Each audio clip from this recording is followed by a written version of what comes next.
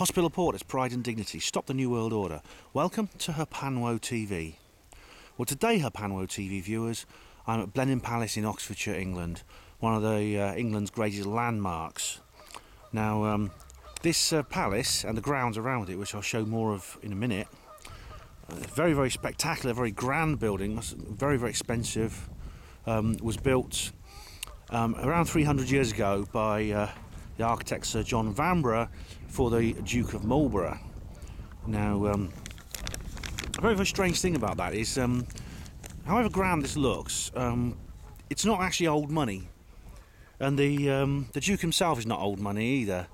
The title Duke of Marlborough didn't exist until the coronation of King William III, where the title was bestowed upon a man who was not actually aristocracy. He was just an ordinary guy, really. His name was John Churchill. He was a general in the army that fought in the Battle of Blenheim and several other battles during the War of Spanish Succession.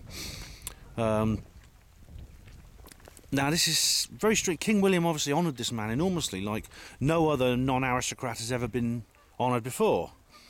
King William, as you'll remember, if you've watched my other videos, and if you read the book Ireland, Land of the Pharaohs by Andrew Power, he was originally Prince William of Orange, who fought at the Battle of the Boyne against King James II, who was his uncle and father-in-law. And as you'll know, if you read that book or watched my other videos, that battle was actually a ritual. It was actually a solar ritual and not a battle at all. People who've gone there looking for debris like old bullets, cannonballs, belt buckles from uniforms, things like that. Metal detector geeks, archaeologists have been around the Boyne Valley and they can't find hardly anything. Very little fighting actually went on. Now, right. Now, it's very, very strange, really, is that there's various symbolism on this building, and I'll show you some of them. Let me just zoom in, if I can. Let's see if I can zoom in. Let's see, maybe that will work. Let me get the hang of this thing. It is very, very fine. I mean, it has a very grand sort of beauty to it, this building. You see on the top there's bezants, gold spheres, orbs in other words. And if you remember, if you watch my video that I did a few days ago at Buckingham Palace in London, you'll know that I was very interested in that indeed. The bezants, the gold balls, whatever they are, orb-like structures, and orbs are could be kind of like ethereal ball lightning and things like that. I'm now going to show you something remarkable. I'll move back up onto the road here. See this beautiful parkland all around us. Absolutely beautiful. Now, it's a lake and everything like this. Oh, it really is. It was built soon after the palace by somebody who's nicknamed Capability Brown. And basically they dug this out, this huge thing here. This lake, this reflecting pool, as we talked about in the last video. And there's an island in the middle of it here. Now I'm reminded of the island in Altrop Park where Princess Diana is buried. A lake with an island on. You get this in lots of aristocratic settings. I just wonder what the hell they've got buried on there. If I go onto here, if I stand in the middle of the road, there's some lorries in the way. Hold on a second. Just give a little sweep down the grounds here. Look, have a look at that bit of thing up there, because up there you'll see something that looks like Nelson's Column in London. Look at that. You'd think it was, wouldn't you? But it's actually not. It's not quite as big as Nelson's Column. It's actually a column of victory, and you see that theme everywhere. The various victories that General John Churchill actually performed, the victories which actually won him the title. This Duchy of Marlborough did not exist before that happened.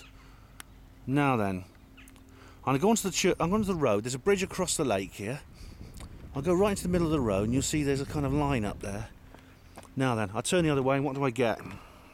It exactly lines up with the gates of the castle and the door of the castle, right down the middle of the front door of the castle, of the palace.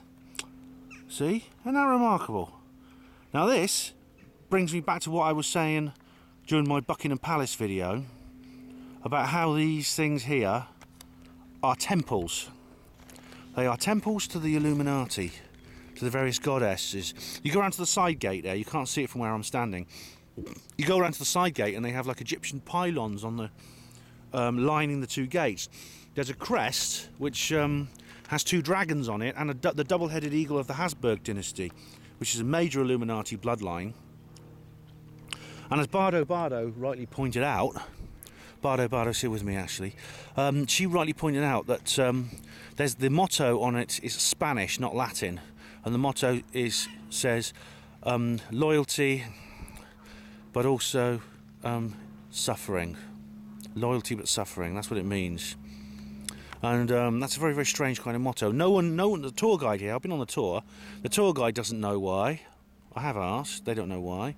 No one seems to know why that is the case. Now the present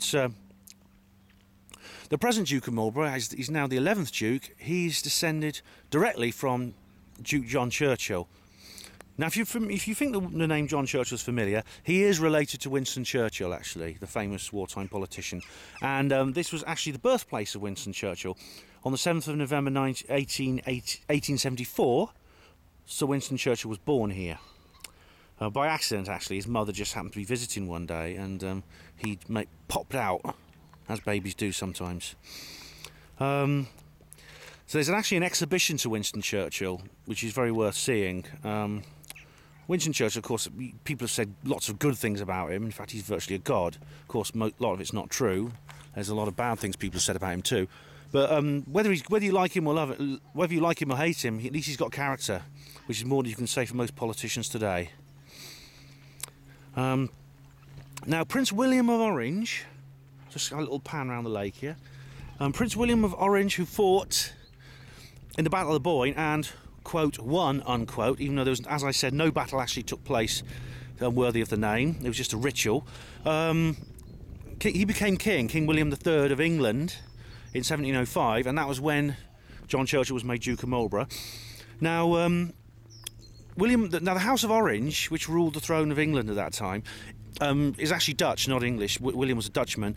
The House of Orange is still on the throne in the Netherlands, and William's great granddaughter, Queen Beatrix of the Netherlands, is actually sitting on the Dutch throne now, and she's a very, very sinister lady, very powerful woman, very rich, very, very connected. Much more than she's much more in the day-to-day activities of the Illuminati than the Queen of England is.